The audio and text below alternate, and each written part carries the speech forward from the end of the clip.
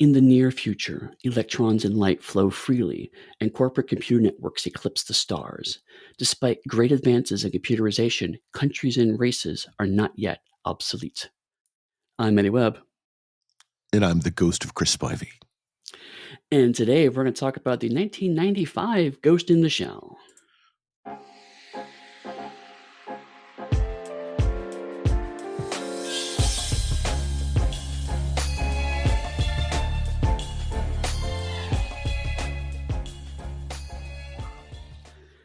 Hello, and welcome to another part of our mini cyberpunk run, which is inside of it has a mini cyberpunk anime run again. Let's just call it what it is. This is our homage to Blade Runner run. I think we should just change Yes. all the titling and everything and let it go. Or if you want, we could call it the run of the things that made the Matrix. To be fair, that is, I mean, 2049 is kind of after that, but yeah, there's certainly a lot of things that's like, oh, these are things that inspire the Matrix in some way. And certainly this is Eddie, Ghost of the Shell is kind of a half step between the two. Yes, we have to define the you Matrix. Come on. you say that 2049 happened after the Matrix, but when did Matrix 4 release, Eddie? When did Matrix 4 release? We still need to talk about Matrix 4 at some point. You know what? I think we're just going to do a Matrix run and we'll call it a day. We did this run. Now let's just back it up with the Matrix run. That's true. Just go through all 4 movies and call it a run. Yeah, I think if we really want to talk about Matrix 4, I think we need to build up so we can see the arc of that occurred to make the Matrix happen, a Matrix 4 happen. Fair enough. So this is now retrospectively a Matrix prologue, if you will. You know what though? There are technically, I think, 5 Matrix movies if you count the Animatrix. That would slot really nicely into a break for the Western run. I'm just going to leave it right there as I'm building our schedule now that we're talking There about you go. this. And Live also, technically speaking, Matrix Online also has canonical details that tie into the movies, and there's also Never played the game. Neither have Can't speak I. to it. I've heard good things. I've heard good / bad things, I should say. Thank you. I heard very, very mixed things. It is a complicated process. But we're not here to talk about the Matrix just yet, even though I guarantee we're going to mention the Matrix during this conversation. We are, because from my understanding, when they came back to do, what was it? Like when they did an update or number 2 of the Ghost in the Shell, they moved away from some of their color scheme because the Matrix the Matrix homaged it. So they didn't want to use it anymore. Right. Stole. Yeah, I mean, and I will say, to credit the Wachowski sisters, they've absolutely said, yes, Ghost in the Shell 100% inspired us. So, I mean, like, it's not like it's a subtle thing. Unlike, say, I don't know, Bubblegum Crisis that blatantly ripped off Terminator and tried to claim, no, this is our own thing. It was an homage, Eddie. Right. Speaking of which, to completely date this recording, but Bubblegum Crisis has come. There's been a new Blu-ray release in the U.S., which has upscaled a video, the whole 9 yards, but also they have a new interview with the director of it, as recorded in like 2024. So it's almost tempting to get it just for that, except for it's US only. I can't get it in the UK. So I'm reading the review now since you put it up, and it's actually on sale. I think 35% off right now, so I may have to buy it. Yeah, in the US, definitely go pick it up. Because as much as we had mixed views of it, Blu-ray is the perfect way to get it because it's gorgeous to look at, and they have the music videos on it. So those alone are worth it. But so then I have to ask Eddie, because I don't want to make a mistake I did before. Is it region free? Having recently bought some Blu-rays I was excited to see for a series, only to discover they're region B. If I understand correctly, it is made by Discotech, which generally does do either region A or region free Blu-rays. But it is worth double checking that. Considering I can't get it in region B, it probably tells me that it's not been put out in region B, which implies it's probably region A. It's just beyond the cover. Like, it should even cover the entire picture itself.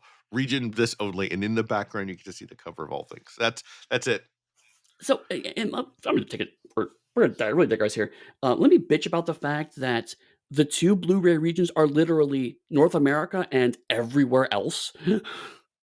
I thought Blu-ray had 3. I thought there was an A, B, and a C. No. Like, C I was well, some I take it there is a small, C. like, one little spot.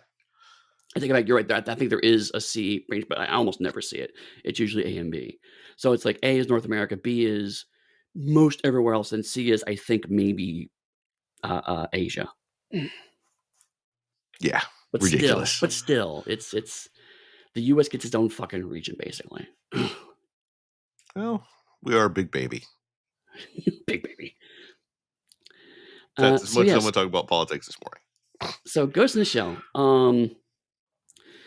This is it's a fascinating movie from a Western perspective culturally because it is one of the first anime films that had an international market somewhat in mind.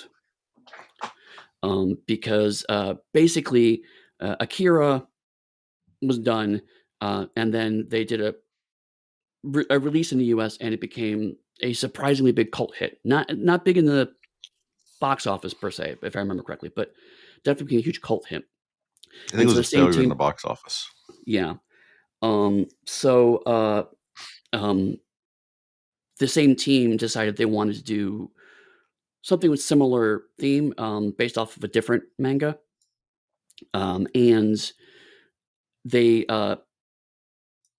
did it with the idea of it would be localized much faster than Akira was, 'cause, we won't talk too much about Akira, but suffice to say, the localization of Akira was rough, and so this was to attempt to be a slightly better localization, which was still not great.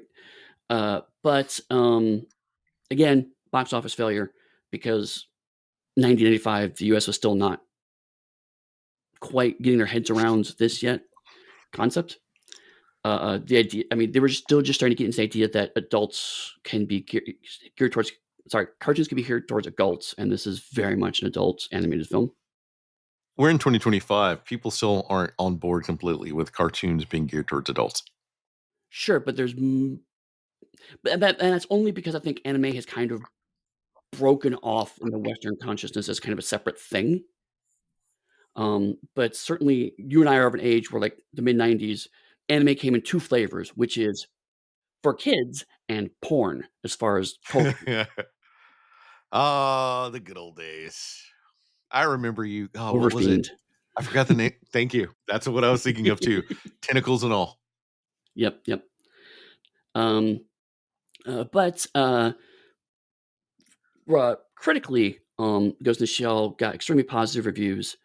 Uh, Most places it was shown, it became a cult classic, and actually received a number of awards in 1996 Annie Awards, which is the anime specific awards.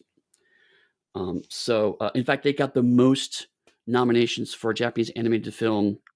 I was talking about Annie Awards for animation, not anime. My apologies. They're animation awards. But they got the most nominations for a Japanese animated film until last year, 2024. I'm trying to think because I thought it was recommended for a bunch of other awards somewhere else, and it lost all of them to Toy Story, if I remember right. That's a vague recollection. That could be. It sounds about right. I think it may have been Toy Story. No, it would have been Toy Story 1. Eh, Um, because that's how long I'm, Toy Story's been around. well, it was also this is the complete nerd in me. I was like, Toy Story didn't really show up in Kingdom Hearts until 2, but Kingdom Hearts 1 was kind of in production during this because that came out in 2002. So Toy Story didn't get added in until a couple Toy Stories in. So yeah, maybe. Another game I've never played, Kingdom Hearts. I It's complicated. Ooh, we're gonna have a Kingdom I Hearts special sometime soon. maybe actually, because certainly it is complicated. Um, Definitely, I would say if you do play the updated versions because it has, not aged well mechanically in some ways. Um, Hmm. but it is, Hmm. if you say, "Hey, I wanna do a game that mixes up Final Fantasy and Disney films," yeah, that's what you get. I guess I will show my pure Americanness already, but from the Final Fantasy games I've played, we're all over the place today. I really only like Final Fantasy VII and Final Fantasy Tactics. Tifa is in there, Cloud does show up at one point in time. Sephiroth shows up at one point, so there's definitely 7 references in there. Because the later ones I didn't jazz with. 8 with Squall was okay. 9 really started to lose me, and then it was just off the cuff. Yeah, no, same. I started with 7, um, pretty much fell off at 8, so, like, it was a one-game peak, and then over the years, I've since gone back and played a fair number of them and have a different appreciation of them. Um, so it when I first played Kingdom Hearts, I only had Final Fantasy 7 in mind. So I was like, "Oh, okay, I know these characters." Everything else, like, I don't know what a skyship is or any of this crap. Um, but over now I'm playing it. I played again over the holidays. The first number one, I've only gotten as far as one. And it's like, oh, okay, I see the Final Fantasy influence more now. And I'm trying to remember 5 and 6 were the other ones I played. I think I liked 5 more than 6. Now I may have to try to go do, like, a retro replay of my own. Yeah, 5 didn't come out in the US for a very long time. 6 was 3, localized 3 here, and that's another fantastic game I played 60% of. Because I I don't have think I've time for stressed that huge role playing growing games. up I think I stressed when I was, like, in late high school, college, I knew people that could get stuff from, Ah, I see. I see. You had your overseas connection. they were the, subbing dubbing crew, as I will just call them and leave it at that. Yes. Totally, completely legal. Speaking of subbing and Legal. dubbing, um, so we decided, we were going to watch a subtitled version of Ghost in the Shell, for a couple of reasons. One is weirdly, streaming-wise, you can only find it in the dubbed version, the original dubbed version. Um, so the streaming rates for Ooh. the subtitled version are a little harder to find, at least in the UK. I know that on iTunes, they have you can purchase I ended up watching the 25th anniversary edition Okay, that may with be why subtitles. I couldn't find it, and maybe I didn't look for that version. 'Cause, when Um I pulled it up, guess what? I like to watch mine in my living room on a big TV, and I pulled it up, and there were 4 different iterations of this movie I could watch. Oh, wow, okay. And one of them was, what was it? Ghost in the Shell 2.0, Right, that was the remake with an updated special effects and which I redubbed, I think. took a little look at, and it wasn't for me. And I ended up going with this one because the graphics were better and I could watch it subtitled. Because I caught like a little bit of the English dub, and I was instantly would not have watched it. I would say we had to pull the plug completely. Yeah, to be honest, 90s, 80s era dubbing is not great. So we're of an age, where the subs and dubs argument had validity, because there are some people who struggled to watch subtitles because subtitles were not normalized. So dub's the only way they can really approach it, but dubbing was objectively not a good art form at this point. Um, Nowadays, it's pure preference. There's just no reason not to just go with your preference, and there's no real argument to have because dubbing nowadays is fantastic. Even live action dubbing is really, really good. Even though I prefer to watch Lupin, for example, in the French, the actual English dub of Lupin is also really good. So you're not missing much. And subtitles are much more normalized now because they're so easy to add to DVDs and streams now. So it's a moot point. But at this time, yeah, it's the only way it would have had a mass market release was to be dubbed. And dubbing Japanese cartoons had only really been happening for 15 years in any real meaningful way. And it depends on the people that you chose to do the dub and how seriously they were taking working on an animated film. Right, right. Voice acting did not have the cachet then that it does now. Your Critical Role people would have been making billions of dollars back in the 90s if they had been there to do it. Right, right. So I've seen this once before I watched it again, which is weird. Because I've seen Bubble and Crest a few times, I've seen Akira a few times, I've seen Appleseed a couple of times, and I was like, I didn't remember why I'd only seen this once, and I think it was just because there was a huge gap where it was hard to find. 2.0 was like maybe 10 years ago, I think it got re-released. 10-ish years ago, but like there's a good chunk Yeah, I of think it was 90s like where it just disappeared. 2007-ish somewhere. Yeah, so like it didn't really make the jump from the VHS era to the DVD era until pretty late in the game. So I think that's why I just never watched this more than once. But I do remember seeing this on VHS, um, specifically because there's a point in the movie where I will point out that gets weird. Um, so I mean, I came in this remembering the vague strokes of it, but then watching it, it's like, oh, there's actually a completely different story than I vaguely remembered. Funnily enough, this is the second time I've watched this also, Okay. which I think now for us is a rarity that we've watched something the exact same number of times, and Yes. probably watched it around the first time at the same time. Yeah, because mine would have been mid to late 90s. Again, VHS era, so it would have been the 90s when VHS era was about to wrap up. Yeah, that's what I saw too. So Yeah. it's definitely different now going and seeing it. So I'll be interested to hear your thoughts on it when we get into it, given the little frames of reference. Because I know that I've seen the gifs and memes from this from all over the place, like when the guy with his typing on a keyboard pops out. That's a very Yep. popular to show. I use it myself when I have to actually do a lot of typing. So it'll be interesting. And I want to get the comparison for this and with Blade Runner, given that these two are maybe 13 years apart. Right. So we have a weird, not a weird lineage. Basically, as we said before, during Blade Runner kind of set the look going forward. Um, a lot of manga artists in the late 80s, not a lot, a few manga artists in the late 80s saw Blade Runner and basically saw the same mix from the opposite perspective, right? Because like from our perspective, it was, oh, it's LA, but with a strong Japanese influence into the look. The Japanese artists saw the exact opposite. It's like, oh, that's Tokyo, but with a lot of American influence. So they glommed onto it for very similar reasons, but then pushed it into different directions, which is where we get that very iconic late 80s, early 90s Japanese cyberpunk look that has persisted for a good long time and has influenced things like the cyberpunk role playing game, for example, that we have both worked on. So go pick up Tales from the Forlorn Hope. Or Danger Gals, or Black Chrome, or wow, what was the other one I worked on too?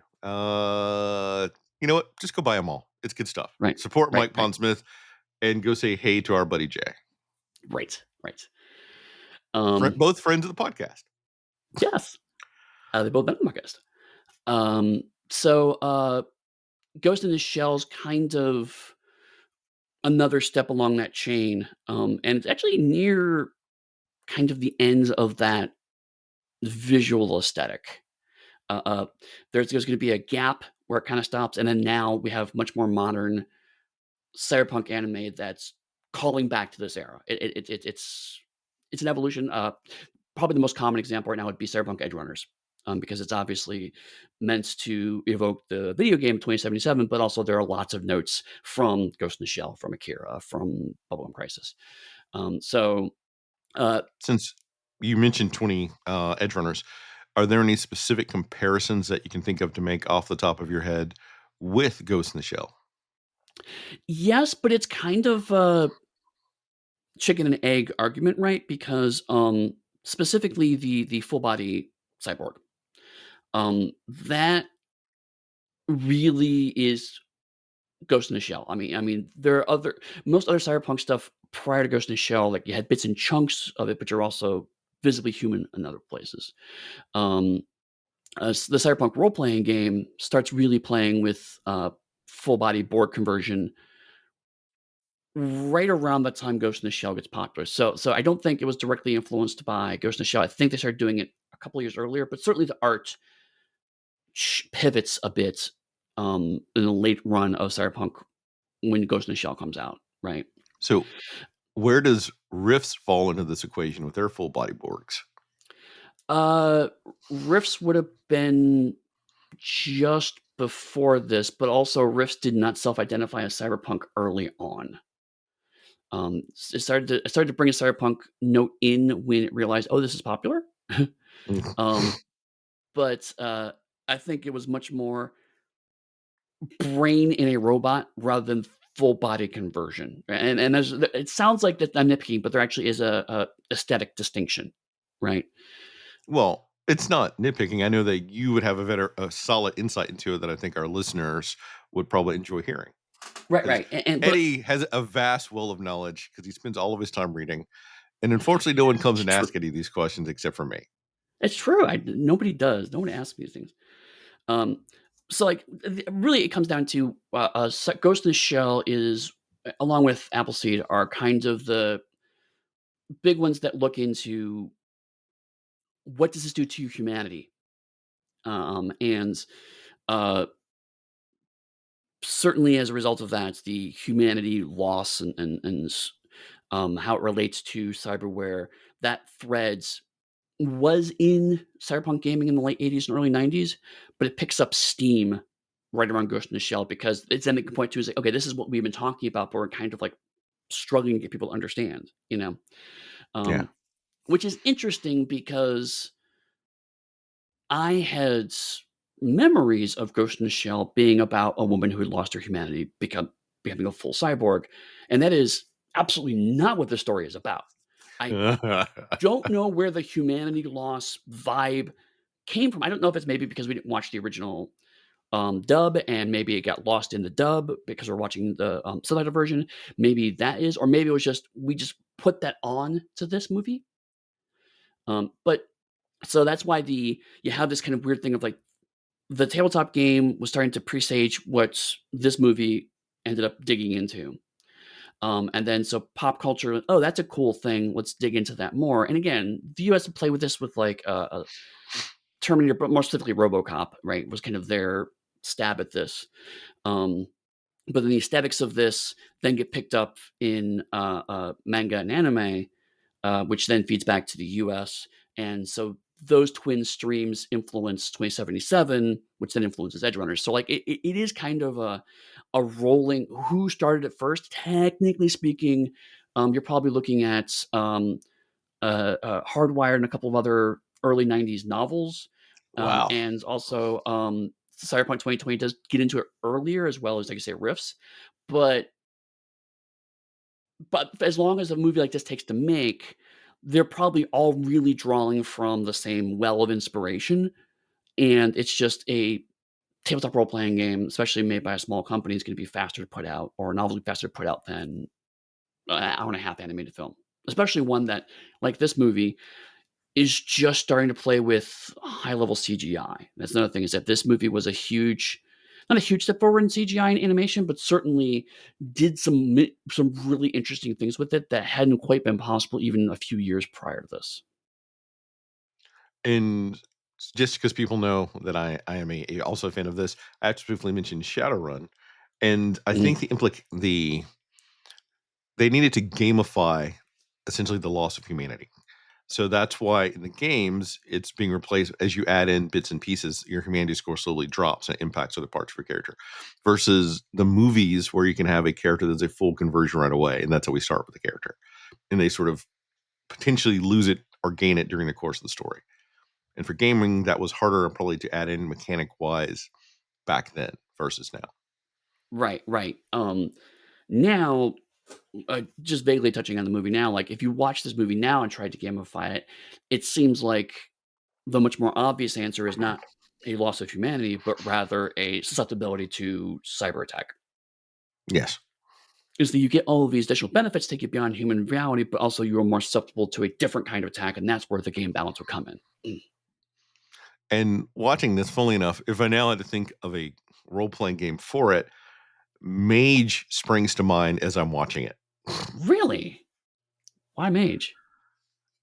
Simply because the power scope in Mage allows you to do an array. Why am I explaining Mage to you? To do an array of Explain to the different. audience. The powers in Mage allows you to pretty much do an array of different things, whatever you can think of, if you have the right combinations of powers. And this Right. seems to almost been slotted down to where the virtual adepts in Mage. To fall within a very specific like sliver of that mage universe because the character is a cyborg, but from how they're interacting with essentially their version of the net and all the array of powers that they're constantly saying. And even when she's using a gun, the gun could have been like just a manifestation of her using a power of force to make the bullets. So all of that has very much a mage vibe from the aesthetic, the feel, and the otherworldliness of the anime itself. And I'm talking in It's very broad terms because we haven't got to a summary yet. no, but you are that is an interesting point because, uh, I'm doing the math in my head. Maid's Ascension, when it came out in '93, the virtual depths were introduced in '93, but the technocracy didn't really get fleshed out until around '95, '96. And that's when things like the Men in Black, the hit marks get introduced, and the technocracy and the virtual depths to a degree take on a much more explicit cyberpunk edge. So it would have been right around this movie where that kicked in. And I know that a lot of the old white wolf crowd were into these kinds of movies because I have talked to them at length about them. So the probably was an influence on, again, like the case of like it technically came out before the movie, but then the movie comes out and really kicks it into high gear and sets a common visual language for a thing that they were kind of struggling to explain earlier. Yeah. Well, that's good to know because when I was watching it this time, all that sort of hit me. In case anyone is curious at this point in time, like 3 or 4 years later in a podcast, I'm a huge gamer with a vast array of game knowledge, and I've been going through my collection recently, and really reminding me of Mage a lot, and kind of makes me want to play Mage actually now. Yeah, I could see that. Yeah. Is there anything else you want to talk about Ghost in the Shell before we get started? I think to clarify, I think earlier you were talking about Akira, and I said Akira was a flop. I don't know about Akira. I meant to say that Ghost in the Shell was a flop when it came out, and it was like the cult following that has made it into what it is now. Right, right, right. Um, we'll I'll look into that. We'll figure it out. I'm sure we have thoughts about Akira in the near future. Not to spoil what's coming up. Otherwise, no, You I'm know. good to go. Okay. In the far future of 2029, with the advancement of cybernetic technology, the human body can be augmented or even completely replaced with cybernetic parts. Another significant advancement is the cyberbrain, a mechanical casing for a human brain that allows access to the internet and other networks. An oft mentioned term is ghost, referring to consciousness inhabiting the body, which is known as the shell, hence the name of the movie. Major Makoto Kusanagi is an assault team member for the Public Security Section 9 of Newport City in Japan. Following a request from Nakamura, chief of Section 6, she successfully assassinates a diplomat of a foreign country to prevent a programmer named Daita from defecting. Now, it's only a few minutes of the movie, but a lot actually happens in that few minutes, so I think it's worth kind of picking that apart. Starting with the falling green characters behind the credits. Mm. I had to double check the year this movie was made when I first saw that. I was like, "Wait, what?" And it's like, "Oh, okay, that's where the ripoff which direction the ripoff happened because it's very clearly someone ripped off somebody." All right. The opening credits are fascinating, and they tell so much of a story. Do you think that the cyborg we're seeing being built is the major or a different one? Um, that is an interesting question. I believe it is a different one. I don't wanna go too far into the plot, but there is another character shows up that looks identical to a major that shows up later. So I think that is the character that's being built. Or is she just, in fact, dreaming about it because it also links to some of her ongoing, I don't want to call them issues, concerns about her own ghost. And that's like her dream constantly coming back to her that she may be having every night. One of the one things I actually like about this movie is that, it does play with that space. I think one of the reasons why, um, this movie and Akira are held in such critical acclaim is that it does actually play with the space and specifically to our overarching idea for the run, the idea of dream logic in cyberpunk. This is definitely playing with the same thing that Blade Runner does. Um, there are certainly things that happen in the movie that make dream sense, but don't make literal sense. Some of that, I think, comes from the fact that these movies were very roughly translated initially, and so they are a bit vague to understand, and that adds to it. But I know in Ghost in the Shell's case, that was intentional. They did want to kind of play with if all of your perceptions are filtered through machines, and machines can be altered. What does that say about your perception of reality? So, are they her dreams? Very likely. Is it an actual thing of a robot being of a shell being built? also possibly true. These things are not necessarily incompatible, but I do like the fact that you and I both got both sides of that when we were watching it, and it's like, oh, okay, those are both true. But also, I assumed it was just kind of a cut to the other person, the other character being built, and you were like, oh, is it a dream of her being built? 'Cause my main impetus is as we go through it, and even as the body sort of lands and looks more human, that's when we get a hard cut to her opening her eyes from being asleep into, Right, but like, you notice that her hair. I stark think room. Ooh, that room, mm, Eddie, that is ugh. yes, she has nothing in there that indicates that she's a person. Which again is I think the initial misinterpretation of her losing humanity because it's like, oh, she's just a robot. She basically lives in a room and she has nothing personal there. Um, I think it's more a case of the Major's personality than the fact that she is a full body conversion. Yeah. 'Cause she's just a very focused individual. Later in the movie she talks a fair bit about why she's in Section 9 and why she does the things she does, and it's no different than somebody else who become obsessed with their job. Right. When the Wallace Corporation from Blade Runner 2049 was building their replicant creation process, and they have the replicants in this big tube, and they sort of drop to the floor in the fetal position and, like, gooey liquid coming from all over them. Can the corporation that built the Major go back in time to the alternate universe to sue the Wallace Corporation for stealing their IP? Well, technically speaking, this is 2029 and Wallace is in 2049, as we know. So obviously, there's a 20-year difference. You can argue that they have infringed on your proprietary secrets. Because not only did Neander Wallace steal from the Terror Corporation to get the replicants, but he also stole the very design from the Ghost in the Shell movie. Right. That actually leads to something that we didn't really touch on in 2049, but it's going to become you can't avoid it in this movie, which is the trend of female nudity in cyberpunk. Um, if you've played 2077, you've also seen this.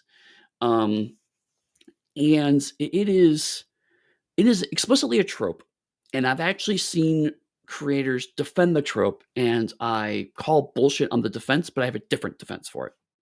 Um, so the argument I have heard, and this is primarily from the 2077 team, but I have also heard this in regards to at least one manga artist, is that the depiction of nudity is to emphasize the fact that this is the blending of the sterile technology and the visceral, the base level of humanity. Um, and it sounds good, but that immediately prompts the Mm-mm. question: why no male nudity then? Because male nudity should be exactly in the same camp of this. So I think what's really going on is they're trying to equate technology to sex. The idea is that technology it invades you, it's a part of you, it's a very intimate connection, and so is sex. And so by using sexual images in conjunction with technology, it blurs the lines between these two. Then that still doesn't answer the question why primarily only female nudity. It doesn't answer that question today, and I agree with you on that.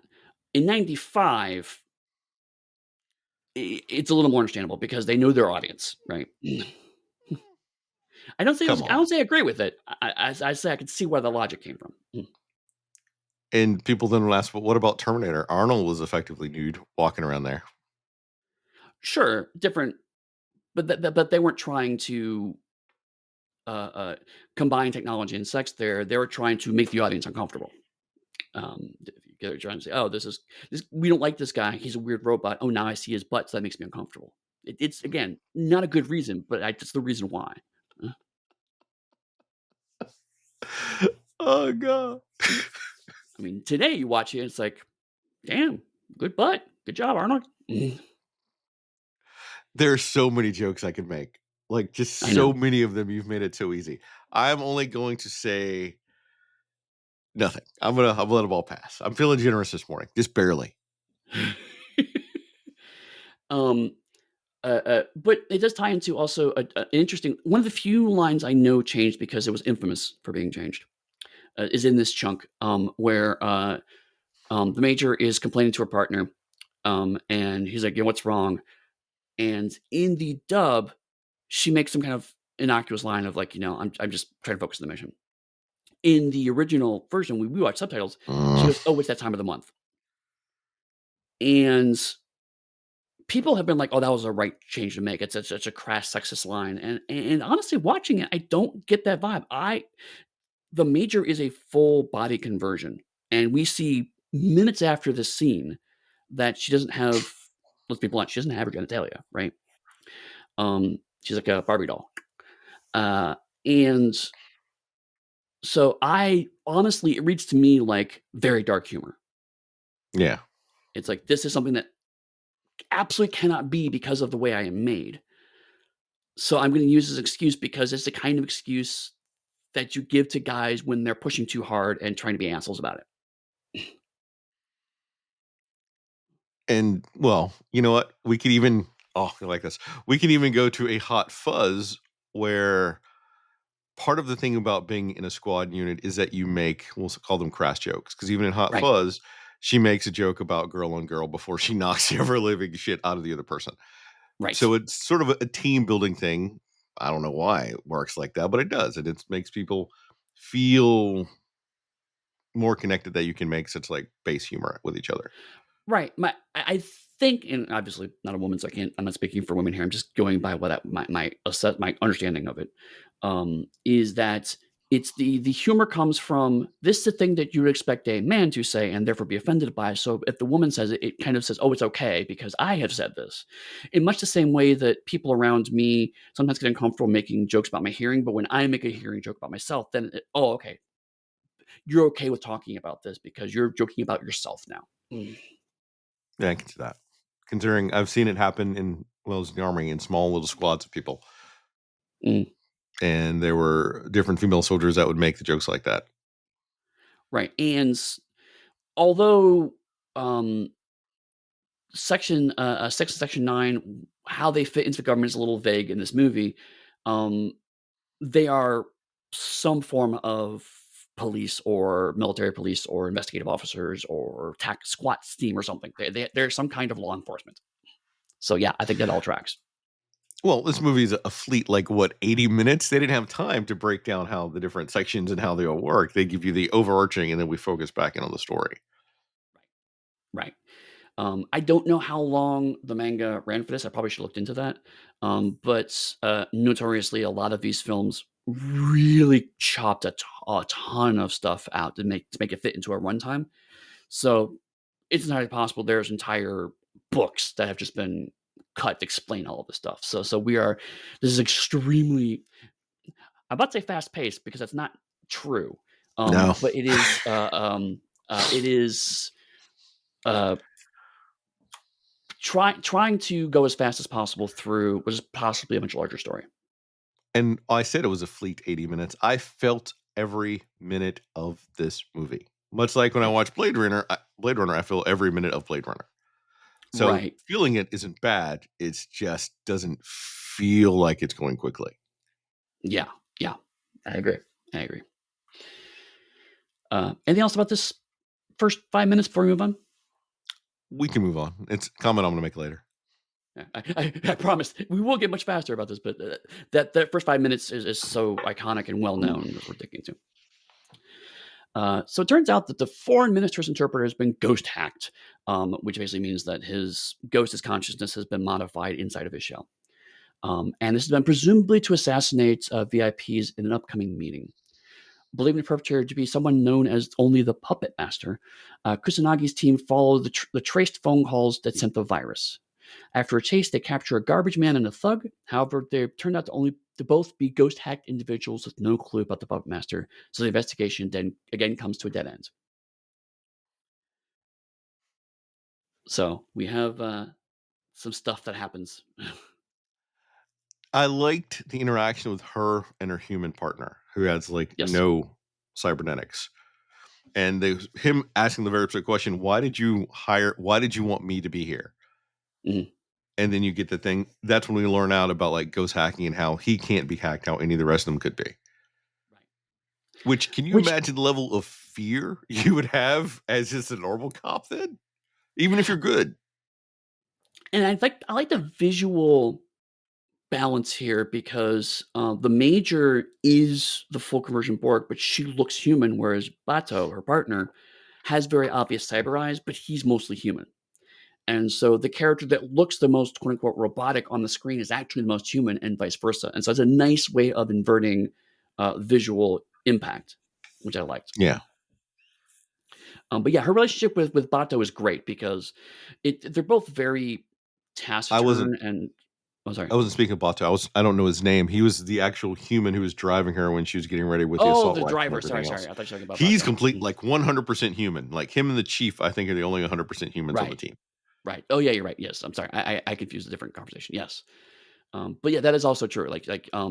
And certainly that conversation implies a certain amount of um distance between the cybernetically enhanced coworkers and the more human, the completely human ones. Mhm. And to find out that unlike Bato and the Major, he has like a wife and a kid at home and everything else, and he's running around with them, and we're going to see the sheer amount of damage and violence they inflict and take while he is sort of on the sidelines. Right. Yeah. That does remind me though, because in this team they're trying to also acquire uh, the hacker that's trying to defect. Um, the great joke because he's called Daita, which is just Japanese for data. And this is 95, so Next Generation did exist and was showing in Japan at this time.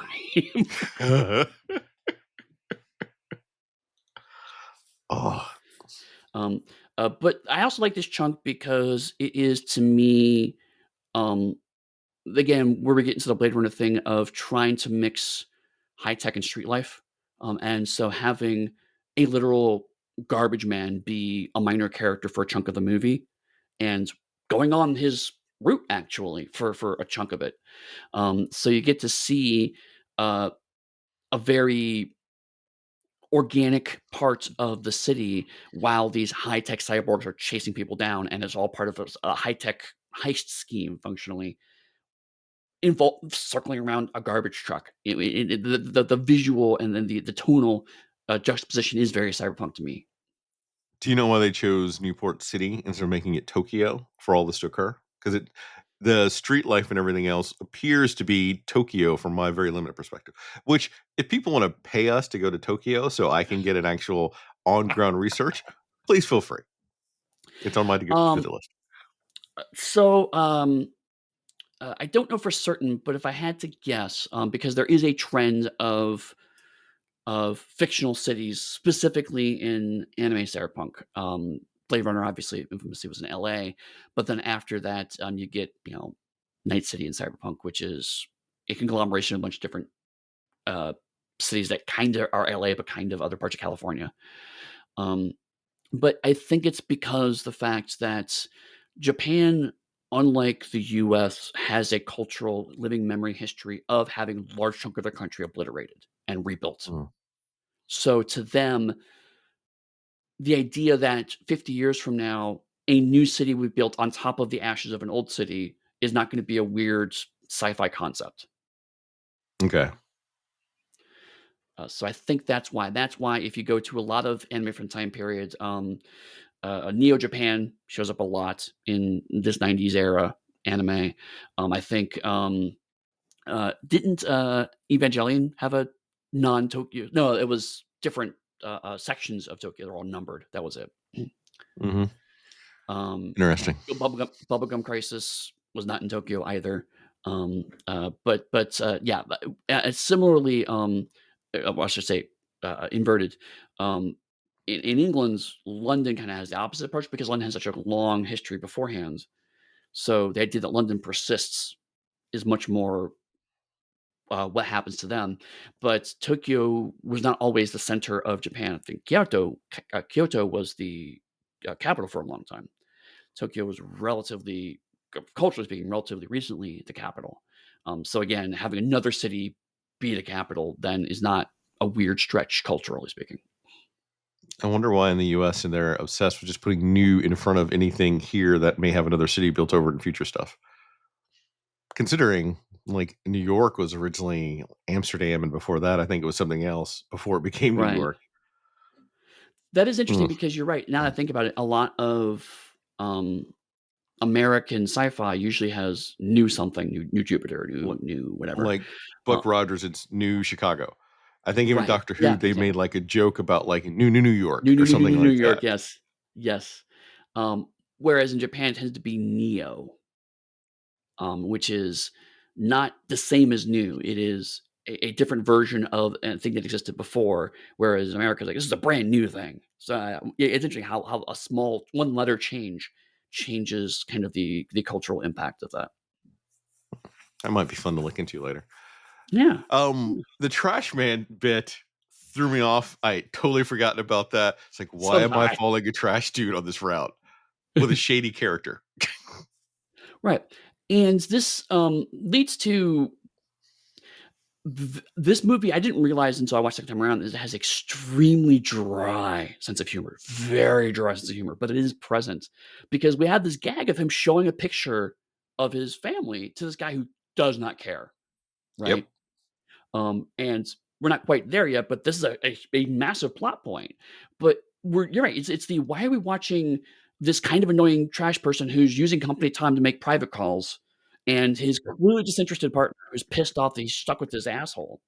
So what is going on with this movie? But it is genuinely funny's not quite the right word, but it's definitely lighter hearted than everything we saw, which is kind of naked woman standing in the rain with a rifle, which we got earlier. I was not expecting an odd couples moment in the middle of Mhm. a cyber noir picture. So it was a nice Yes. contrast. Yes, absolutely. Oh, but that chasing Eddie, I want one of those camo techno cloaks that he had running around in. Beautiful. And like running through the street market and everything else.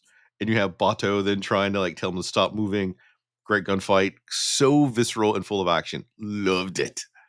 Yeah, one thing this movie does incredibly well, which I'm surprised that we don't talk about more, is how it does invisibility, right? Because it's um, usually either invisibility is kind of a very short gimmick, and so the movie or TV show finds one way to express it and then moves on, or it's a constant conceit of the show, and so they try to find some way to make sure the audience knows what's going on with our protagonist, but the people inside the world don't. And this movie doesn't really do either. Invisibility shows up pretty frequently, and the movie's okay if the audience loses track of whoever's invisible for a short period of time. Um, but also does things like water effects, rain, things drifting around people, ways that in the world would reveal someone being invisible without necessarily doing like an outline of the person as they're walking around or anything like that. And so you're right; it becomes it's a weird case of, like, something that's visually fascinating about a concept of you shouldn't be seeing it. So they find ways to make that visually interesting, which is really, really good. And then it also goes and shows how hyper competent our characters are because they're having to figure out where this invisible person is. And they're Mhm, looking for context clues about where the person may logically be moving to. Like mhm. when you have the major on the rooftop who spots the boats moving with no one moving on top of them. Yeah, absolutely. We don't have the clumsy, "Oh, someone knocked a can of paint on it," or that kinda stuff. No, Yeah.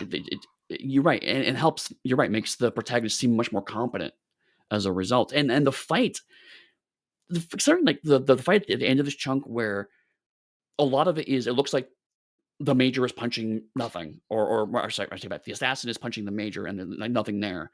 But then just seeing his arm just like randomly yanked up and then twisted is actually even more horrifying because you don't see her doing it. It just happens, and so it's like that's a great way to make the invisibility l- shift it, take an action scene and slowly shift it into almost horror. Is really really good. The other thing that I really enjoyed was the fact that the technology to use it, appears to be readily available. But Mhm. there's also, even within the short time frame we saw it, parameters set around it that show up later. For instance, the cloak seems to work all the time until it starts taking damage, and you notice it glitches out. And it's Right. not being shot specifically, but they're like spraying an area where they think he is to start damaging the cloak so he shoots up. Until then, it's gone. Right. And while at first it's, as we quick covers in the very beginning, it's like, why is this woman running around topless all the time? It's like, no, it's because she can't wear clothes while she's invisible. And something the movie doesn't explain, but I have since found out just in my head in research as I just knew this. The reason why she's always wearing glasses is because when she's invisible, light can't go through her eyes. Light bends around her. So light can't go through her eyes. She can't Mm. see. So she actually has cameras around her body. Then she uses that wraparound thing to actually see while she's invisible. Oh, brilliant. Like all of it, hands down. Mhm. To take a quick All of step it's back, the 4 holes in the back of her net where she uses to access the net, mhm. an interesting conceit. What did you think about that? Because that's going to be important very shortly. Technically, it already is, because I think even at the start of the movie, while she's in the net hearing voices. Right. It's funny because I dig it. There is this. So the two ways to jack in Cyberpunk are the temple and the back of the neck, and it kind of just Yeah. those are the two. There are other. I've seen a few where they do it in other places, but canonically, it's like either slot it inside your head or you stick it in the back of your neck. But usually it's one port. And one of the things I like about Ghost in the Shell specifically is you're right. Like there's lots of um, kind of out of nowhere, you can do cool things moments. Again, dream logic to a degree. Almost But like magic. right, yeah.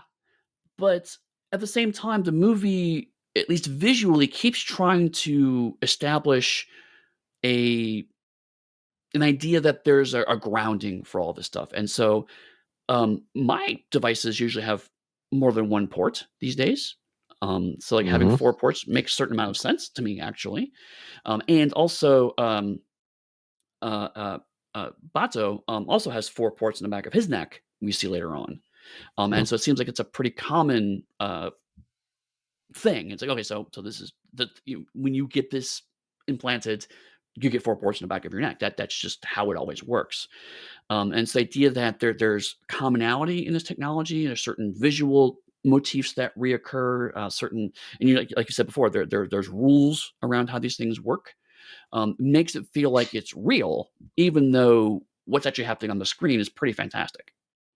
And they've established these rules within 20 minutes, 25 minutes of Hmm. this movie. That is how well paced it is. There are series that run for multiple seasons that can't do this. Right, right. And now this is something that I think some of this is due to just culture and translation, but watching this as a Westerner, the idea of calling the cyborg the shell and calling the minds the ghost, and continually reinforcing that language does a really good job of both of those things. It establishes the rules. Ghosts work this way. Shells work this way. And like you said, the puppet master can take over people's ghosts and manipulate their shells. And the idea of ghost hacking, and it's like it implies a whole host of rules and ideas and limitations around these two concepts. But because you keep using these slightly fantastical terms for everything, it never quite becomes pure hard sci-fi. It's always got a bit Yeah. of fantastical around it because you're calling it ghost hacking. Like that word there, you have hack and ghost, to a hard concept and a soft concept jammed next to each other, and you're constantly repeating it like it makes sense. You're always kind of having this level of like I said, mysticism or spirituality kind of layered on. It never quite goes away, even though you could realistically just replace ghost with mind and shell with cybernetics and have very little change in the story, but the tone completely changes if you do that. No, it's perfect like this. Mhm. Before you move on, I'm gonna throw in something that I don't think anyone will take us up on. If you want Eddie or I to run and play an actual play mage game, let us know. Look at Eddie's face. He's like, "What the fuck are you saying?" Too late. I said it now. This I will run mage and ignore 90% of the rules. Well, it's a house game. We can do whatever we want at that point in time. Right. Right, exactly. Megatech Body, a shell manufacturer with suspected close ties to the government, is hacked and assembles a shell which is licensed by the government itself. As it escapes the shell, a lady in a highway is hit by a truck. As Section 9 examines the shell, they find a human ghost inside of it. Unexpectedly, Section 6's Department Chief Nakamura arrives to reclaim the shell with a permit from the foreign minister. He claims the ghost inside to be the puppet master himself, lured into the shell by Section 6. The shell reactivates itself, claims to be a sentient being, and requests political asylum. After the puppet master initiates an argument about what constitutes a human, a camouflaged agent accompanying Nakamura starts a diversion and steals the shell. Having suspected foul play, Kusanagi's team is prepared and immediately pursues the agent. Um, this is a place where I think when I first watched this, I was lost what's going on, and watching it on subtitles, I have a pretty good idea what's happening because the idea is we're supposed to. Section 6 has made a certain assumption about the nature of the puppet master that we then are disabused of later on in the scene. So, idea is like we've been seeing, oh, all ghosts are people, all ghosts are Yeah. humans. So if they say, "Oh, the puppet master, we've shoved him into the shell," and say, "Okay, so this is a human that they then somehow transplanted into the shell and trapped him there." And the idea is, "Nope, I'm actually a computer program." That was supposed to be the big reveal, which I think the first version it was just like because they're throwing around ghost and shell and whatnot. It's like, what the fuck is going on? It's like, oh, okay. The idea is that the fact that this is a computer program is supposed to be the big shock. I think that comes across clearer in the subtitles. Does that come across here or in the next bit? Well, because the puppet master at this point says I'm a sentient being. So, okay, let me step back a little bit. He's not explicitly saying he's a computer program, but he Yeah. is saying he's not a human, right? Because he's trying to argue I'm a sentient being. It's like, well, if you're a human, the fact that humans have ghosts and shells is already well accepted, so you shouldn't have to argue that point. The fact that he's arguing that point then goes, okay, well, then you must not be a ghost as we understand it. Okay. Which resonates with the major from what we've seen so far. Right, and that's kind of when you know that piece, then the last half of the film clicks into place a bit more because you're Mhm. right. The theme is the ghost. The major starting to question whether her ghost still makes her human, and the puppet master is saying, "I am a sentient being, and I am not human," which is a argument that is the major is sympathetic to, but obviously the government is not. So one of the things though, doing the broader summaries, we skipped over a beat that I really want to take a step and go back to that touches Oh, on sure. this. Because we have Bato and the major aboard the boat where the Yep. major does deep dives into the ocean and is reliant on like floaters to bring her back up. And you get the discussion Mhm. with Bato, aren't you afraid of what happens if the floaters don't work? And her response of, it is the only time I like feel alive. And like Mhm. that discussion between them is central to almost everything else to put her in the place to get ready for the next beat of the movie. Right. Yes. And that's another like I said before, like, another example of showing the limitations of her conversion because I'll be honest, a lot of cyberpunk media basically portrays having a full body conversion as more or less superpowers. And Ghost in the Shell continually reinforces the limitations the Major has because of this. Even though Hmm. it's showing her doing badass things like turning invisible and ripping people apart.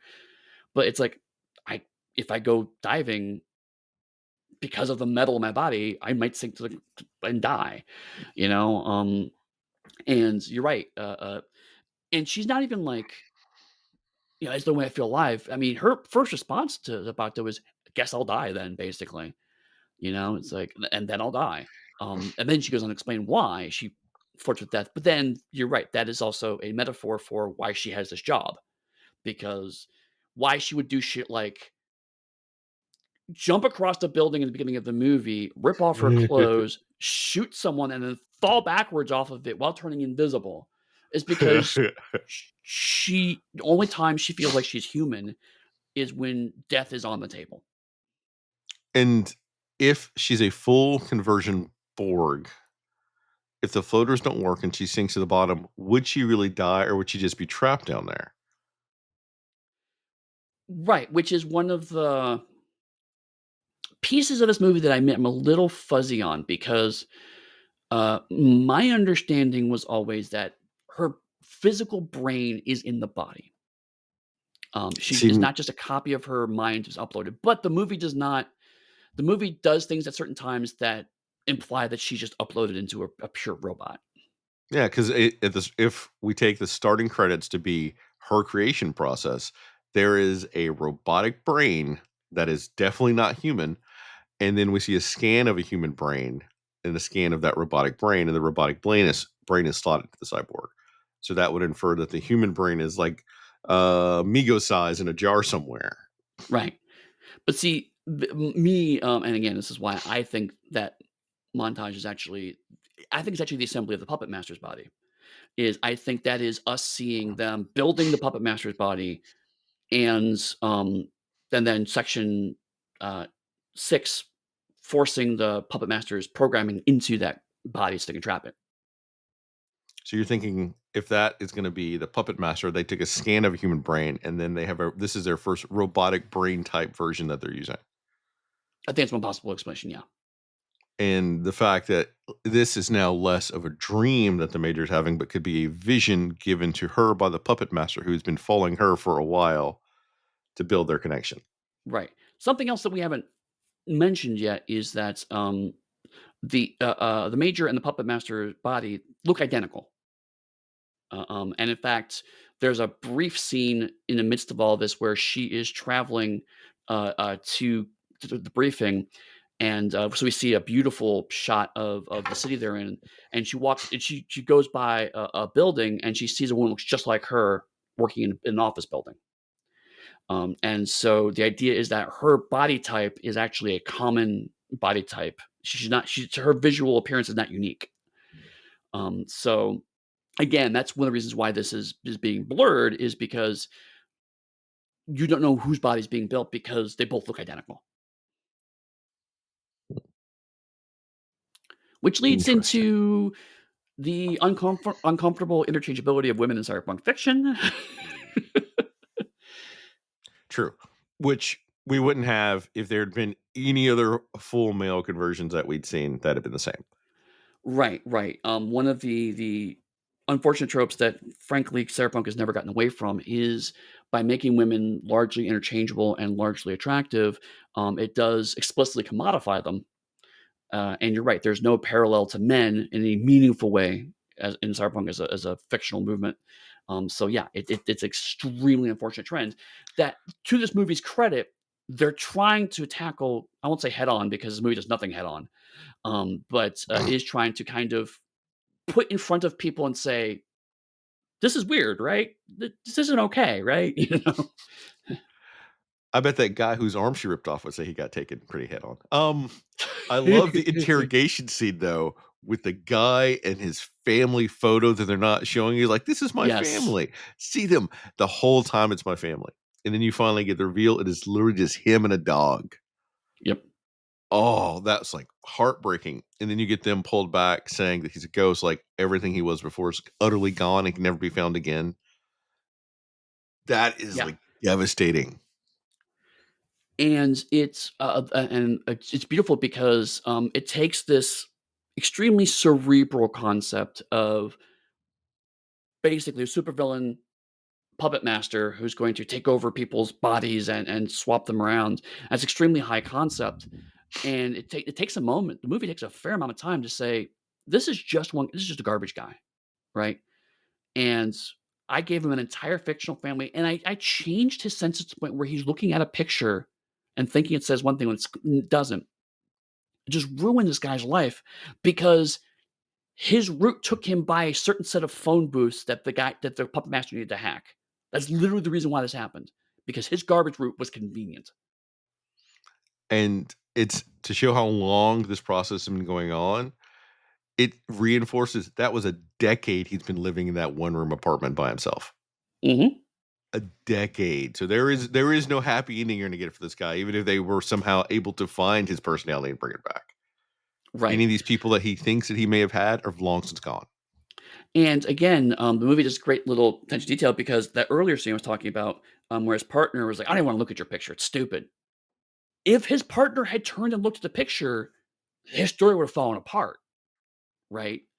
But because the annoying driver annoyed his partner so much he wouldn't even look at him, the story managed to keep together. So, like, it opens up things like, was this guy so annoying and effervescent about his family specifically to get people to not question him too much about his family? It's fascinating. You put such a positive spin on it. My spin of that is the partner knew what happened to this dude, and that photo Oh, was just him and a dog, and it's like, "Leave me the fuck alone about this. I know it's not real, but I ain't telling you shit. Come on." yeah, it's another possibility. Yeah, it's like, just shut up about your goddamn family. I know it's fake. I'm so tired of hearing your delusions. Yeah, it's another possibility I hadn't thought of. Because they send in the normal cop to arrest the garbage man, which infers, Mm. like, no special training or anything else versus the other dude who's out fighting the major with, like, invincibility cloaks and everything else. I wanna take one more beat for the normal cop because it's the normal cop that did I love this guy. I Alright, if he's the underdog of your story, everyone else around you has super capabilities, and you've got detective skills and a pea shooter that they even laugh at later. But he Right. is the person that puts together that the weight for the other character and how they're walking is wrong, and then he tags a car so they can follow up. That's true. And actually, since you mentioned that, that brings to my mind some of the performances because uh, all of the characters who have had some cybernetics implanted in them um, all have very muted performances. There's not a lot of emotional variation in their voices, whereas all the human characters, like that cop, have a full emotional range. But it would be a willful misreading of this movie to say that the cybernetic characters are emotionless. Yeah, They absolutely have emotions because we saw, like I said, that boat scene where they spent 5 minutes talking about their feelings, frankly. And Bato has very strong feelings for the major. Um, but and they he just don't freaks express out them. when that voice comes out of nowhere when they're talking. He's Right, like, and "Is that you?" it's one of the few times he shows strong emotion, right? So but the puppet master does have has a reasonable amount of emotional variation. It's not as reduced as the major, for example, but it's not as strong as the human characters. So it's telling you just in how the performance is coming across. It tells you something a little bit about the puppet master. Is like the puppet master is a little more emotionally variable than the full body conversion characters. But again, I think I could see why in the '90s, especially when I was younger, being like, "Oh, that just means you lose all your humanity." It's like, no, it's not quite what's happening here. It's you're in a different place.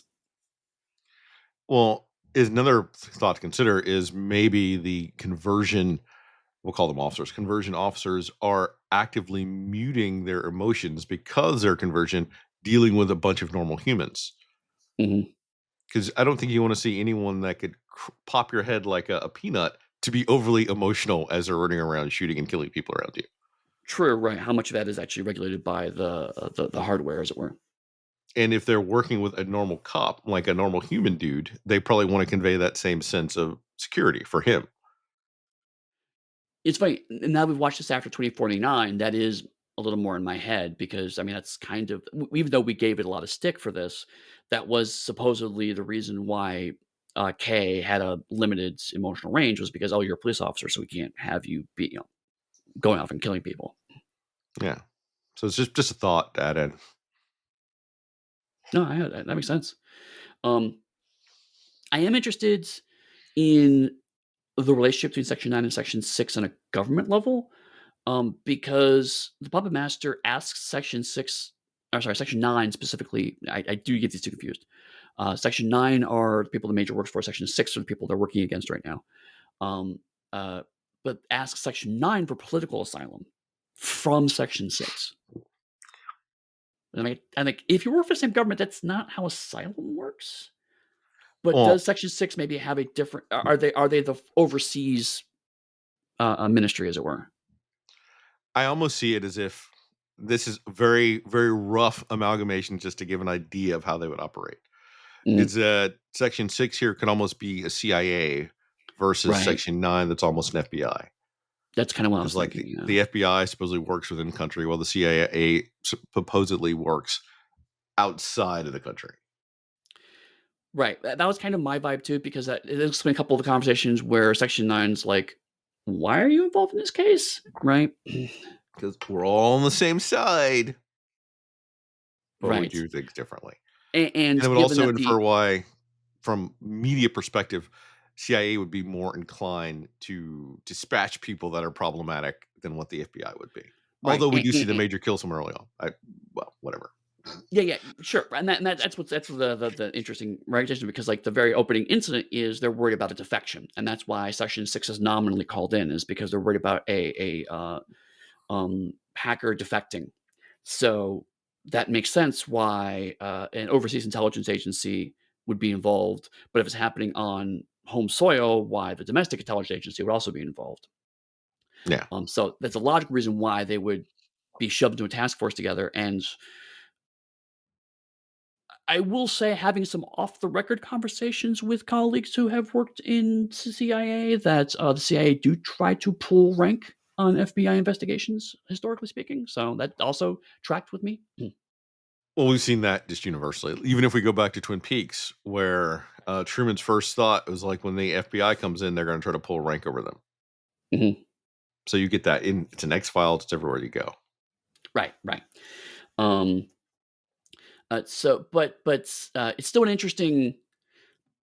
It's interesting that while a lot of the backstory of this movie is cut back, like we said before, it's not a fast movie, but certainly it is trying to be as efficient and possible in world building, but it really is on understanding like one or two key lines, which if that key line is translated badly, it makes the story a whole mess. So I can certainly see why maybe when people first watch this, it's like, I have no idea what the hell happens. But watching it now, plus also we culturally and me personally have gotten better at parsing Japanese media. It's like, okay, now I get a better sense of what's kind of going on here. And something else that we've touched on in the past is that it's a matter of being a more educated viewer current day than what you would have been back then. Because like movie and television shows have taught us how to engage with different types of media. That's what they've done Mhm. over the course of that span. So that's now why we can make quick reference to other TV shows that have done a similar thing to go back to this. When this first came out, maybe there was X Files and Twin Peaks. Maybe a couple people had seen them, and they could start piecing that together. Mm, Because if you go I hadn't further thought about back, that. like the Yeah. 50s and 60s, you have less focus on FBI. It's more just like local police and things like that. So it's No, you're right, because this would have been peak conspiracy thriller, but, um, that's still a relatively new genre, cultural. mhm. Actually, I'm ready that to that move on if you are. Sorry. I am too, but, I am too. It was just more as we're talking, I just realized that, yeah, this actually is on some level a cyberpunk conspiracy thriller. I hadn't really put those pieces in my head, but now, uh, um, this is take cyberpunk buns out of it, and it's functionally like a 24 plot, right? Yeah. Just need Kiefer Sutherland running around in there. Right. Going to payphones because that's one of the best parts of 24. Take a payphone. Ah, God, 24 is so bad and so good in some levels. All right.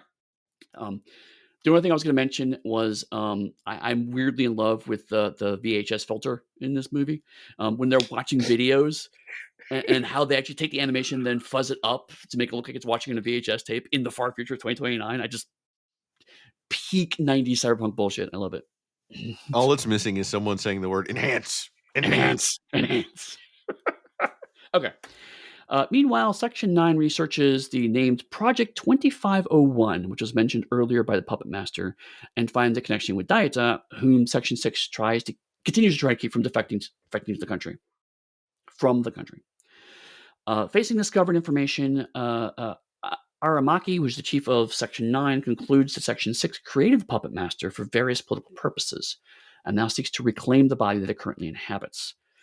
Kusanagi follows the car carrying the shell to an abandoned building where it's guarded by an invisible spider tank, which is just an amazing sentence. Anxious to face the puppet master's ghost, Kusanagi engages the tank without backup, resulting in her body being mostly dismembered as she attempts to pull open the hatch, ripping her own arms off. Her partner Bato arrives in time to save her and helps connect her brain to the puppet master's. The puppet master explains to Kusanagi that he was created by Section 6. While wandering various networks, he became sentient and began to contemplate his existence. Deciding that the essence of life is reproduction and mortality, he wants to exist within a physical brain that will eventually die. As he could not escape Section 6's network, he had to download himself into a cybernetic body. Having interacted with Kusanagi without her knowledge, he believes she is also questioning their humanity and that they have much in common. He proposes merging their ghosts. In return, Kusanagi will gain all of his capabilities, and Kusanagi agrees to the merge. Now, this is where the chunk of my Kusanagi is a brain in a robot argument comes from, because that it seems to be what the puppet master also wants. Okay. But to be perfectly honest, I had to find 3 different plot summaries to untangle this scene. Because this scene is super unclear as to what's going on, even Before with new you get translation. there, once again, I'm not gonna make my old metaphor. People wanna hear it, they go to it. Let's go to the beginning of your thing with Project 2501 before you get to the part you're super excited about. Right. Um, Project 2501, which in a era where Project 2024 exists, reads very differently. Um, uh, but the That was idea my is first that thought, is that Project Mhm. 2025. And I was like, "Don't think about that part of it, just try to focus on this." But at the same time, a government agency creating a project specifically designed to destabilize the country that nominally is in support of for political gain resonates really well. But the thing is, if I remember right, for 2025, it wasn't created by a government agency. It was created by a right-wing think tank that they then infused into the government that certain people claimed to have no knowledge of. Uh, Fair, but Section 6 I'm sorry, Section 9, I keep doing this. That's the only downside is like Section 6, Section 9, they also visually look similar, which is, again, the point. Just really flips of the same thing. I get the visual Eddie, image there, but yeah, you do get the joke, right? 69, yes, I know. Mhm. Thank you. Which goes back to the entire conversation about sex throughout this entire film Right. in Cyberpunk and everything else. But also visually, a 6 and a 9 are flipped, so having 2 different organizations that are actually secretly the same organization, yeah. Eddie gets to see the smile on my face and think he's wondering if I'm going to make a joke. And Oh, he no, I pauses know. just enough for me to throw it in, but I choose to highlight the joke rather than make it. Right, I've because you make matured, me do Eddie. all the work. You I've matured. that is not true at all. You've soured. Um, but no, so Section 6 created the Puppet Master. Section 6 is, let's use your analogy, they're the CIA, functionally. So the CIA basically builds a program specifically designed to destabilize the country it's supposed to be supporting. Or other Again, they're countries. sure, but, um, the fact is that their first test was on Japanese soil. Certainly is not great. Well, that I could see a number of reasons for that just as a writer. So then you could say if their own government discovered it, it's less of an incident than where, for instance, they use it on a foreign country and a foreign power discovered it. That leads to instant war before they're ready for it. Sure. This is one part where I wonder if reading the manga would give a little more kind of context for what their plans actually were, right? Do you know if the standalone complex follows the manga or if it's a totally different thing? I don't know. So, in case people are curious, Ghost in the Shell is a franchise now, and there was a Yeah. TV series of multiple seasons? Question mark. Mhm. Called Standalone Complex that has a larger overarching story that's multiple episodes. I may actually dig that up and find out. But suffice to say, what basically happened is the CIA made an AI chatbot specifically to destabilize other countries, and the AI chatbot said, "Nah, bro, I want a brain, and I want to be a Japanese citizen, so I want political asylum." Yeah, that's whew. Um, But so I mean, from that perspective, you do have the interesting kind of dilemma of how long has this been going on, right? Which I think is what the investigation is supposed to be. Is like Puppet Master is the first aware program of this. How long has the CIA been making these things, and also is the major one of them for all we know, which I think is her internal dilemma. yeah, easily over a decade. We just have that benchmark from the trash dude. Mhm. So this is a long-term thing to reach this point because there have been no telling how many prototypes beforehand. So, Right, exactly. And so, we're now playing with is the, again, because they tactically use the word ghost to reflect the mind here, it can be just as ephemeral as a ghost. Am I just an echo of an existing person, or am I that person? Um, because people can be completely rewritten, as we saw, with no with no knowledge that they even happened to them. yep, and I can see whatever they want me to see. Right. And so it is for me, it was compelling to have the character who had the least rich life on screen be the one to go, "Am I just an artificial construct?" Um, because it's the we have nothing to point to that goes, "Oh, no, you have this to live for." It's like, "Your apartment is empty. We've only seen you do your job.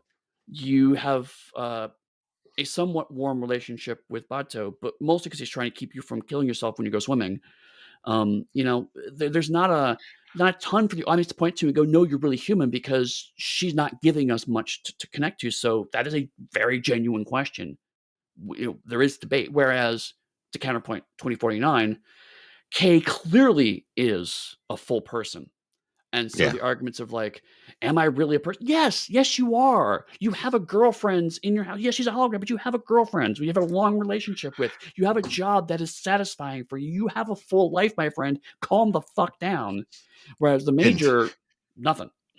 but then you have Bato who is constantly there with her telling her that you you are a person because you have the thoughts questioning whether or not you are a person, Right. Right. Bato was the which goes person. back which all go always goes back to the essence of what makes a person a person. Right. Right. Um, but Bato has a history with her that we as the audience do not share. And so again, it's clever in the sense that you could also go, well, maybe Bato's memories of her have also been changed, Mhm. right? Because we have not seen it on screen. It's all just alluded to. We actually don't know if it exists or not, which is a fascinating space of let's take the fact that we have to cut so much of the story out to make it a 90-minute movie and use that to tell the theme of the story a bit more. Yeah. And we have no idea how much of Bato is cybernetic. We can assume like the jack ports, his eyes, and probably some sort of strength enhancement. Right. But he makes a couple references to he is not nearly as converted as the major is. Mhm. So that's why I earlier had confusion when you said human. I thought you were talking about Bato because he's more human, but also, and again, like I mentioned before, the visual iconography of the guy who looks less human is the one arguing for humanity is a good touch. Yeah. And let's move to it. The fight scene between the giant spider, which if anyone has played Cyberpunk 2077, there's also a fight scene in that movie video game that's very reminiscent of this fight scene. Oh god, yes. Oh god, yes. There's a lot. 27 has a lot of these references in it intentionally, and bless them for doing it. And if you haven't played 2077, I highly recommend it because with the 2077 like 2.3 or whatever it is, makes it into a near damn perfect game for Cyberpunk. Yes, you're That saying is the fight scene. beautiful, and she knows it's, like, there, but can't quite piece it together about that giant spider. It's like, "This is too easy." Oh, And I love it because it calls back to the earlier fight scene, right? It's the I know how people track me using my invisibility, so I'm going to reverse that. But again, because the movie established we're not going to always show you when something is invisible. All we know is there's something there. And so there's glass. At one point, he's like, shoot the ceiling." And so the gunship shoots all the glass ceiling, and all the bits of glass spark off it, and we see it's big. But it's not until she's actually able to do a damaging hit that we see what exactly it is. So we know it's being protected by something, and it's a Yeah, great moment because most any other media would have been like, "Here's a secret thing that only you know about as the audience." And no, even the audience doesn't know what's going on. In fact, the protagonist is a bit more clued in than the audience is because she starts just doing stuff like, "What are you doing?" "Oh, you're trying to find the invisible thing that you suspect is there." because you're hyper competent people are fun to watch. Yes. And then, so during that scene, she strips her she has, armor and stuff on, and she strips it off in the middle of the fight scene, which is slightly gratuitous, but it's meant to be the, "Okay, now I need to also turn invisible so I can get this clothes on me as fast as possible." Did you all right, so this could be a little bit out there, but as she's going around through all the fighting, destroying, like, the pillars and everything else, and you even are destroying like, prehistoric dinosaur skeletons, and literally the tree of life is the last thing that's destroyed. Are we moving towards a concept of evolution in the next step that needs to be taken? You think? You think? Is that obvious enough for you? It's subtle, but I wanna make sure that we point out that a subtle piece that no one misses, as it literally destroys all the pillars and the tree of life and, what came before. Right, right, but again, like, it's not obvious because no one remarks on this, so it's not like it's hitting you over the head with it. But again, this is where the like you're talking about the mystical elements start to clash with the science fiction elements because yeah, I mean dinosaurs and Tree of Life and other um, uh, uh, mythic, let's say, iconography is being obliterated by a giant spider tank, which And it's itself looks a bit like a monster, you know? and it's beautiful because if you're not paying attention to, like, that old abandoned building they go to, out front, I think it's a museum is what it actually is, so you get to see Mhm. all this, so there's a reason it's there, it's just not in a random warehouse. Right. Um, this is definitely one of the places where the movie could have stood to have some more time because it does struggle to set these scenes in the location. Like you just see a random building and then you're in. So like what this building is, is a little hard thing. But again, a lot of times it's because the signage is in Japanese, and if you're just translating the audio, then let's say the Japanese audience is like, "Oh, that's a museum. Science is a museum." But we are going, "I don't know what the fuck that is." So, I mean, yeah, some of the muddiness is probably just due to the fact that this is foreign media. But again, in a modern translation, maybe 2.0 or what that does this, they would subtitle the signs too and give you Yeah. more of that context. Oh, we can move to the piece that you're the most excited about, Eddie. After I'm not. after I talk about Bato coming in to save the day with a massive ass shoulder cannon, reinforcing that Bato obviously has superhuman strength. He just runs in and starts blasting away at it. So actually, that's I'm not excited about this part, but before that, I do want to also point out that the other thing this movie does is it's extremely violent.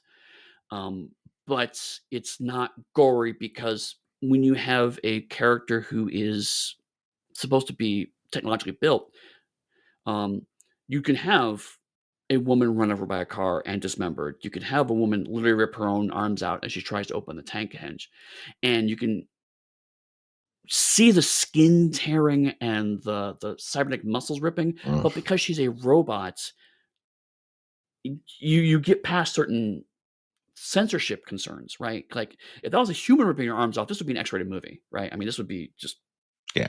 pure gore. But because it's not, we get the body horror hit, but it's not the same. It's just a robot, but I still feel uncomfortable because it is human shaped. Mhm. 'Cause they could Um, just build her a new body. right. And so when you have this later scene of two dismembered women staring at each other, having a conversation, it's deeply uncomfortable, even though the movie has constantly reinforced they're just shells. They're just shells. The body doesn't mean anything, but it still makes it uncomfortable. But no, so this is the part where the budget runs out of the movie because there are. There's one point I actually timed it. There's one point where, the major changes to the Puppet Master's shell for reasons I don't quite understand, and looks through his eyes and sees Bato, and that frame is held for, like, a minute. Just nothing changes. Like, at one point in time after that minute, Bato turns and looks his head and then turns back, looks at the body, and we have another, like, 30 seconds of just that. There's lots of, "I'm not gonna move the lips, maybe turn the head slightly," very minimal animation for, like, this 5-minute chunk. Are you saying they pulled a 1977 Hobbit with that frame? Yes. Yes. Or a Filmation He-Man where they recycle the footage a few times.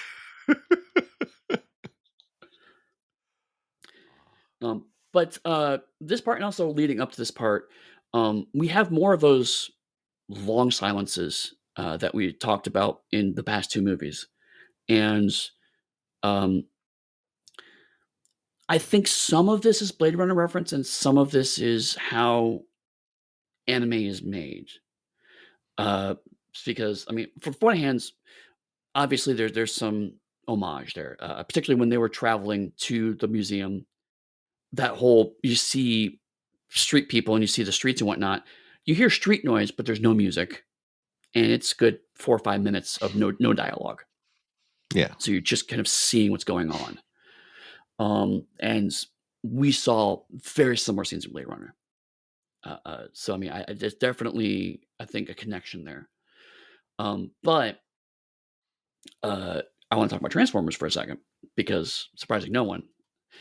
But in not soon after this, actually, 2005 to 2009 ish, there were 3 series of Transformers that were meant to be joint U.S.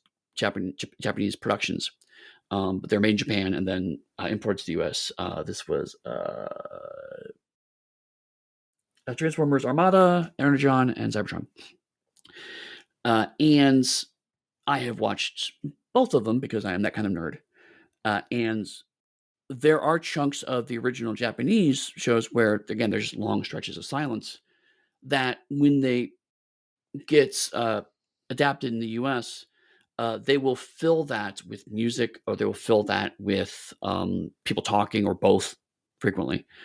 And it's something that once you notice it, you start to realize a lot of Western animation fill every single moment with music or talking if at all possible. There's very little silence. Whereas in anime, particularly in quote unquote serious anime, there are often relatively long stretches of silence. We actually noticed, we didn't remark on it, but we noticed it. We were watching the Gundam '08 series. Mm, They'll yeah. sometimes have stretches of silence in that too.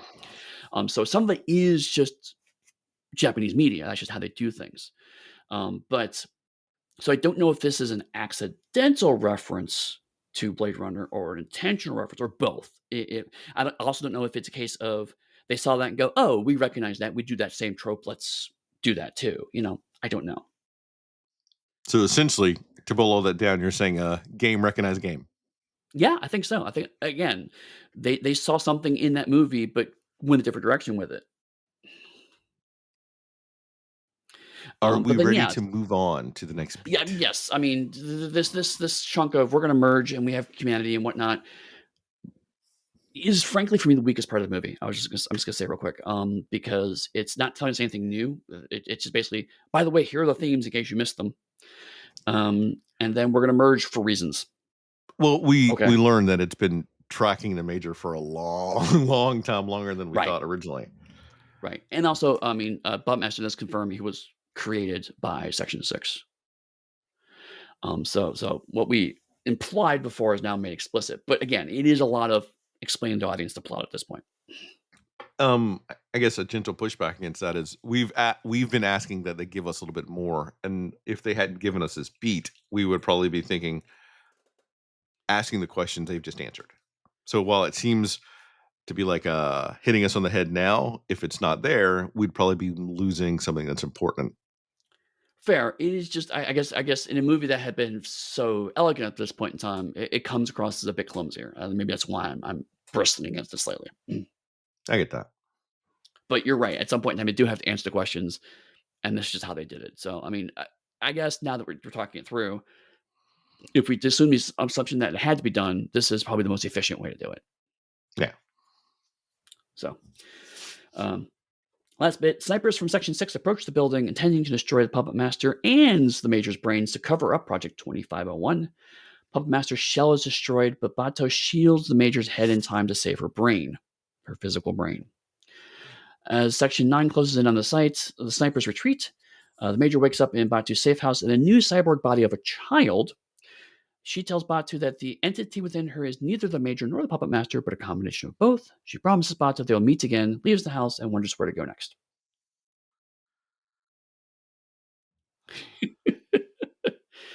So I did Bato like the says, fact that go ahead. Bato extended his arm to cover the Major's head because he knew the Yes. snipers were coming. Yes. And Bato is like, listen, all I could get in the black market was his kid body. Sorry. But again, very specifically, it looks like a child version of the Major. So it is yet another version of this same woman. It's just a younger version. Eddie, what And is the obsession with young girls who are potentially kick-ass killers? um, do we need to talk about Lolita and Nabokov? I don't know. At this point, I'm starting to think that we may, you know what, we may do an entire run of anime kick-ass girls, and then we'll have that conversation. Maybe, maybe. We could even do a Hit Girl. That'd be fun. It's not awkward at all. But yes, so she's very clearly. It's actually it's again very dry, funny moment of the actor playing the Major, giving these same badass lines, but also doing it in a higher pitched voice. It's actually But kind of funny. but when she steps out of the house, to hear her talk to herself in what would be the Major's voice, and then possibly what's in the Puppet Master's voice at different times. Right. Right. There's actually some really good. I'm glad we decided to choose the subtitle version because I did get to appreciate the voice acting of hearing those tone changes. And you're right, like there's a cadence. Even if you don't speak the language, you can still pick up the cadences of the acting. And seeing Yeah. that blended together at the end was actually really, really fun. You're absolutely right. This is my Um, least favorite part of the entire movie yes. because this is This where I feel the fact that it is too short. right. Um, it implies a setup for another movie that never really happens, or maybe did happen. But we just I'm unaware of it. I don't think so because I Um, think Ghost in the Shell 2 Innocence is a alternate story version, like different reality that oh, could have happened, and not a okay, follow up to this. right. I think. This bit also, when I was watching it, made me realize that there's a structure in this movie that I wasn't realizing at the time, but I saw at the end. It was very clear, which is that the movie does a lot of this. It will give you a shock image to disorient you, and then a character will come in to explain how we got to that moment. So, for example, very beginning of the movie, naked woman is shooting people and disappears into nothingness. Then we have someone explain that was part of a attack to try to stop this guy from defecting.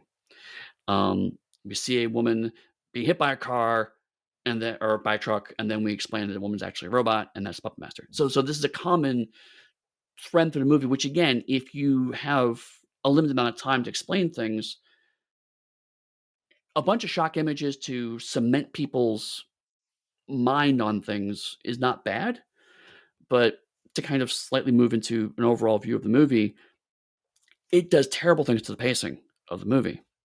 Yeah.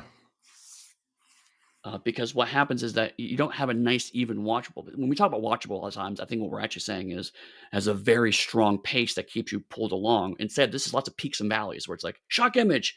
We get to explain stuff and go back down. Shock image. Now we can explain this. So it feels slower because you have to fill all the gaps from all the shock images you've introduced. 100% agree. I was able to. So, all right. I did not sit down and watch this movie in one sitting You did I. because of how those constant shocks went. I felt that, all right, that's a good chunk. I feel good about having watched that. I'll go do something else. And then I came back.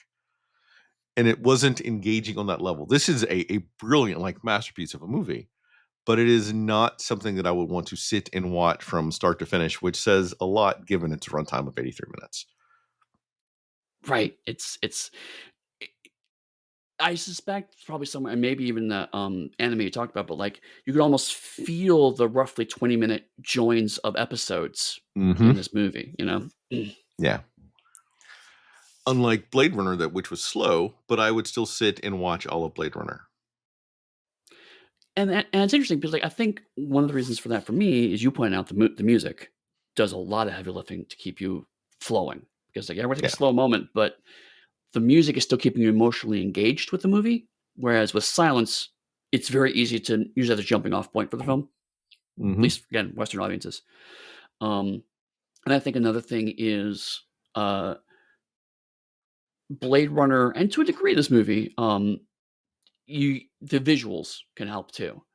Um, but in Blade Runner, it's a bit of like, "Oh my god, how did they do that in '82?" You know, or in '82, "Oh my god, how'd they do that?" And with this movie, it's the, "Oh, that's cool," you know, but, it doesn't age well necessarily on that front because it's the, "Oh, it's animation, of course, they can draw whatever the hell they want to." So, I mean, that slightly out of character, if you will, "Oh, that's an interesting how they put that together" thing, which can keep you dragging along, for me, didn't quite exist for this movie. And for me, a similar thing happened when I was watching Blade Runner 2049 as Ghost in the Shell. Mhm, So Ghost in the Shell, I think I watched in 4 beats. Blade Runner 2049, I watched in maybe 4 beats also. So mhm. roughly pairing up, they felt the same sort of watch to me. It's almost as if 2049 saw Blade Runner, saw Ghost in the Shell, and went, "Ah, let's make 2049 now," and took Right. ideas and parallels from those. Yeah, and, I mean, since we're talking about this as kind of like, let's all in context of Blade Runner, you can see a lot of similar pacing, and to be fair, like, even the very rough plot is kind of similar. Um, Protagonist investigates a scene while questioning their identity is basically the high decision or the high concept of all 3 of these films. Yeah. And, huh, the fact that our primary protagonist here is a cyborg and 2049 is a replicant also is why I'm constantly, like, mashing 2049 and Ghost in the Shell together again, like, "Do, do, do, do, do, do, do, do, No, do, do." it was good to pair those 2 in this order, for that reason, but I would argue I think The Major is a better job of that than K did in 2049. Is that really a discussional point? I thought that was a given. Okay, fair. Um, so as much as we were saying, I would love to have more in this movie to explain stuff, 2049 kind of shows that maybe that's not what you actually want. If I had to go emotionally arc-wise, I would say that the Major is actually closer to Deckard than to K, Yeah, okay, I can see that. but the Um, plot and vibes of the movie would be closer to 2049. right, because both Deckard and Kusugara or Kusunaga, sorry, um, both start off reluctant to engage with the story while questioning their identity, and then ends fundamentally changed, but we as the audience do not know exactly how they have fundamentally changed. Correct. Just that they, whereas K is basically, do I am I human? I want to become human. Turns out I was human the whole time, and then ends with, yes, you were human. Yeah, Even though you're literally a replicant and you thought you were human, but actually you're a replicant, but you're still human. But we have a definitive answer for K's arc. Whereas both of these, we just know that changes happens, but we don't get the denouement, we don't get the resolution. So what happens next? Figure it out. yeah. Both have Sometimes you're a uncertain unicorn, futures. sometimes you're a little girl, you know? Yeah, yeah. But if you want my recommendation, I would say if you haven't seen Ghost in the Shell for some reason, you listen on the way here, you should go watch it. Yeah, absolutely. Watch it. Um, so Chris, now that we've talked about Blade Runner 2099, and we've talked about Ghost in the Shell, which has very strong Blade Runner resonances, where are we going next? We're going to go all the way to being human. And no, we're not. Wow. Thought you like that one. You got me. We're gonna talk about, Total Recall 2070. No, we're not. We're gonna jump a little bit ahead of Ghost in the Shell and go talk about Akira. Mhm. And people are probably wondering, why did you talk about Akira first? Because Eddie said it. We wanted to have the 2049 and Ghost in the Shell right beside each other as a instant comparison. So we'll move over to Akira now that you haven't seen it. Of course, we're going to try to want to watch it with subtitles, not dubbed. Good And I luck with put it that out one, into yeah. the ether if that's possible. I bet Eddie has not Googled if it's possible on his end. No, actually, I have, Akira's not streaming anywhere in the UK, no matter what form.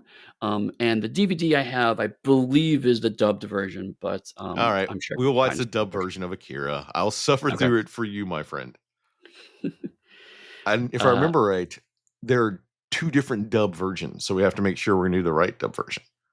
if I remember correctly, yes, there was I believe Netflix paid for a redubbed version, which hilariously is not on Netflix anymore because yay, ephemeral media.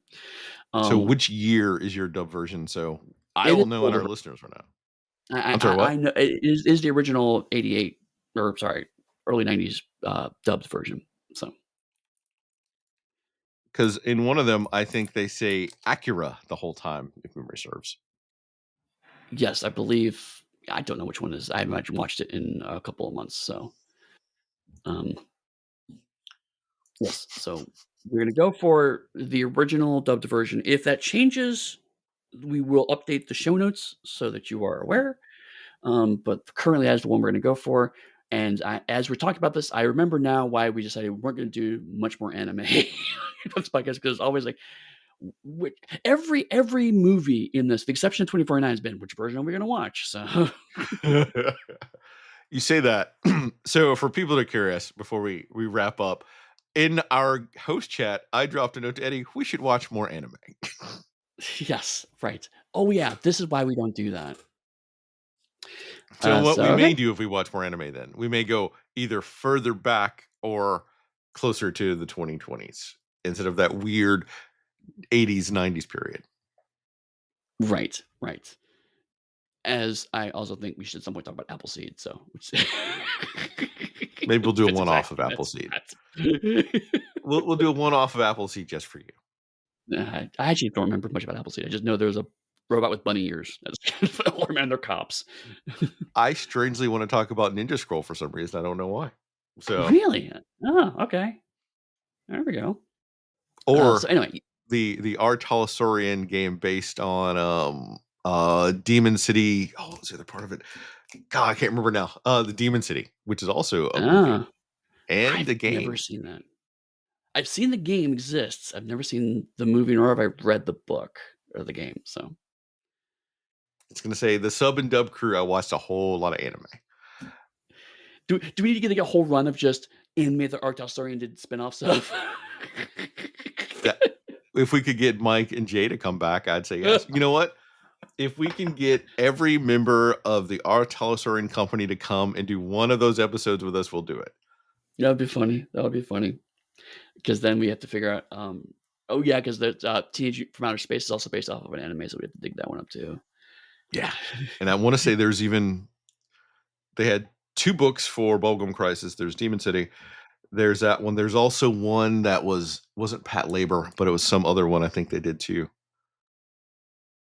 So Yeah. anyway, Yes. Anyway, the point is, we're gonna watch Akira next time. We're gonna try to shoot for the original dub. If that changes, we'll update the show notes. But watch Akira; it's awesome. we'll be seeing you.